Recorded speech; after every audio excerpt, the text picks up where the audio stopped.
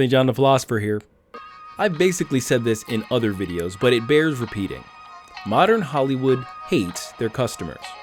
If all you had to go on were the media headlines calling various fandoms all kinds of horrible names, the interview clips of actors and directors trashing anyone that dare question their vision, or the aggregation of social media interactions dripping with acrimony across multiple platforms, I doubt you could draw any other conclusion.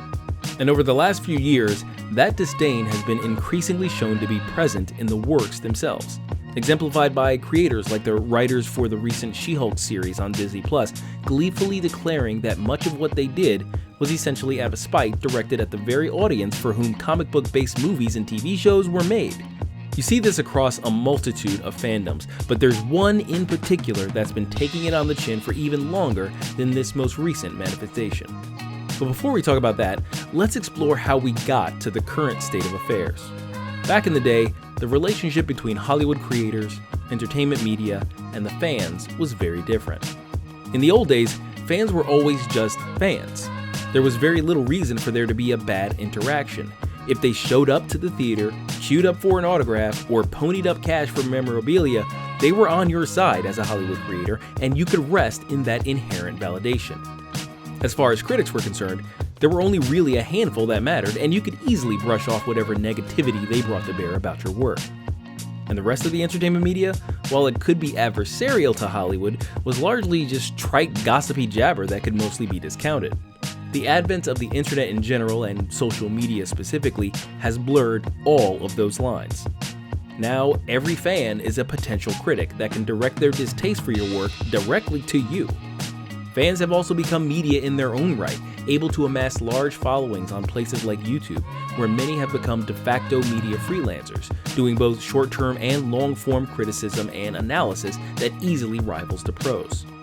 Speaking of the pros, professional critics aren't really there to objectively rate the work anymore, so much as to do their part in support of the larger social agenda of their political allies in Hollywood. And all this while working under the cloak of protection from other entertainment media entities who've aligned themselves with the creators and against the fans. Now, this massive realignment of interest didn't develop in a vacuum, because in my view, the intellectual and creative bankruptcy of modern Hollywood is a big part of why fandoms have become a force in the culture war rather than just the spectators they all started out wanting to be.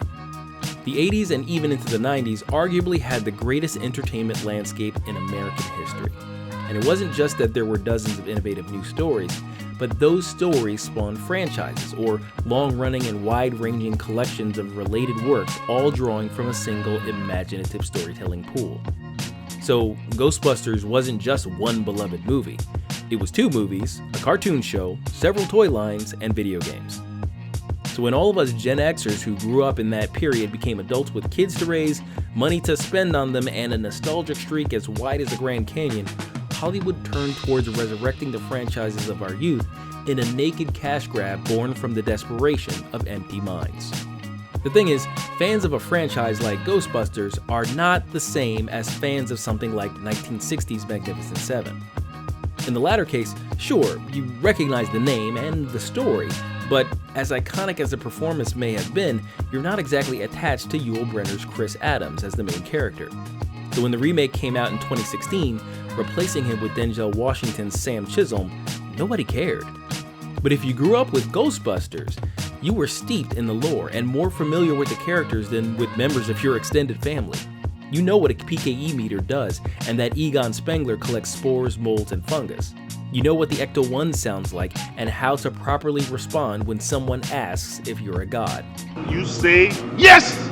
So when they remade Ghostbusters in 2016 with a new cast and a new take on all the old tropes, fans were rightfully upset by the bastardization of something they've known and loved for decades. That righteous indignation came out loud and clear through social media. And as I explained earlier, it made for completely different kinds of fan interactions than Hollywoodites were typically used to. To be fair, even the term fan came to have a different kind of meaning. Because of how franchises changed the landscape, a fan of a franchise wasn't necessarily a fan of any particular work that billed itself under the umbrella of that franchise.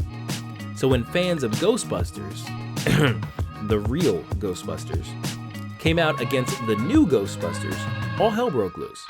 The creators and actors could only respond from within their narrow, narcissistic, lefty view of the world, and figured that the only people that could possibly be upset with their movie, especially since the gender of the leads was billed as a major selling point, were sexists and bigots.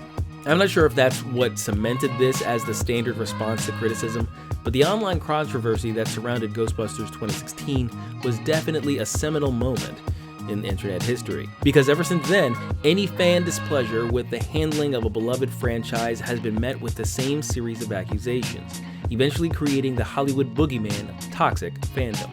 We've seen it with Star Trek, Terminator, Marvel, Doctor Who, Star Wars, Lord of the Rings. The list goes on. What they all have in common is that the name recognition and associated goodwill of the original stories and characters were pirated by leftist activists and turned into something ugly. And no fandom has been more mistreated, vilified, ignored, and abused as Christians. Okay, Christians aren't exactly a fandom, but hear me out. Christians are lambasted by Hollywood in many ways, both implicit and explicit. To us Christians, the Bible contains the lore of reality, and it just so happens that Western culture, philosophy, and indeed even the themes and morality behind its greatest supposedly secular works are rooted in a largely biblical understanding of the world.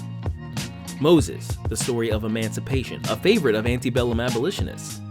David and Goliath, the quintessential underdog tale. And of course, Jesus, the prophesied savior. You get the point. So every time these tried and true, near universally accepted motifs in storytelling are degraded, disparaged, and dismissed, we feel the implicit attack. Religious, particularly Christian characters in media are almost always hypocritical villains, backward simpletons, or some combination of both. And how often do we see in sci-fi the idea of humanity, quote, growing beyond religion, as though it's some collective childhood phase where we have an imaginary friend. Even Hollywoodites you wouldn't necessarily expect can't help but notice. Here's Rainn Wilson from The Office not long ago on Twitter. I do think there is an anti-Christian bias in Hollywood. As soon as the David character in The Last of Us started reading from the Bible, I knew that he was going to be a horrific villain.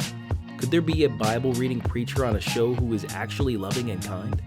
Further, when Hollywood supposedly attempts to make something for us, you can feel the disdain they have for the source material.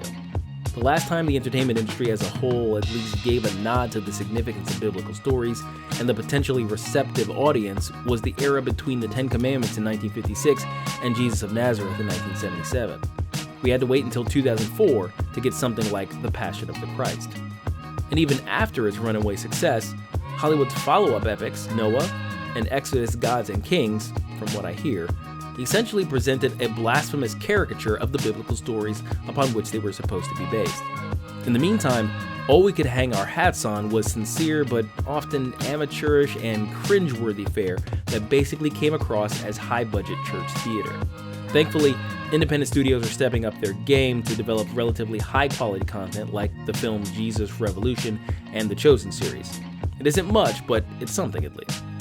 My point still stands though. Regardless of what you're watching, you can see the fingerprints of the Christ haters all around us in unrelenting fashion, far outpacing the hate any other fan group receives these days. But I take consolation in the fact that all this is predictable.